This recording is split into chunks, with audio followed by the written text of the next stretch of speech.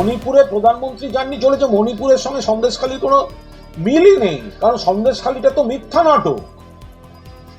তো নাটক ফাঁস হয়ে গিয়েছে।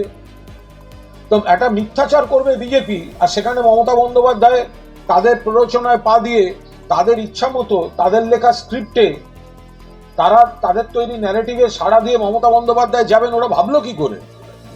চক্রান্তটা ফাঁস হয়েছে, নাটক ফাঁস হয়েছে। টাকার বিনিময়ে, অস্ত্রের বিনিময়ে কারা কি করেছে বিজেপির নেতারাই বলতে শুরু করেছেন। এরপরে মমতা বন্দ্যোপাধ্যায় তিনি মুখ্যমন্ত্রী হিসেবে যেটা ঠিক মনে করবেন সেটা তিনি করবেন। উনি এত কাছে গেলেন, সন্দেশখালীতে পৌঁছতে পারলেন না, বসিরহাট থেকে এই বক্তৃতা করে চলে এলেন। মুখ্যমন্ত্রী সন্দেশখালীর সঙ্গে কি ব্যবহার করেছেন, সন্দেশখালীর জন্য কি বার্তা দিয়েছেন সারা রাজ্যে এবং দেশে, সেটা মানুষের জানা। মানুষ নিজেদের জীবন দিয়ে মুখ্যমন্ত্রীর কার্যকলাপকে, তার দলের, তার আশীর্বাদ ধন্য মানুষদের দেখেছে। তো মুখ্যমন্ত্রী সঙ্গে জেতা হারার কি সম্পর্ক সেটা আমার জানা নেই।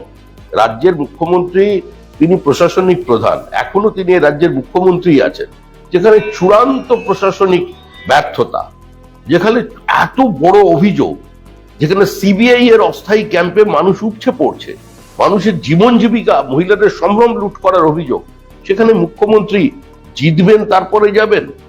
আরেকবার তিনি সন্দেশখালীর মানুষকে অপমান করে এলেন বসিরহাটে গিয়ে।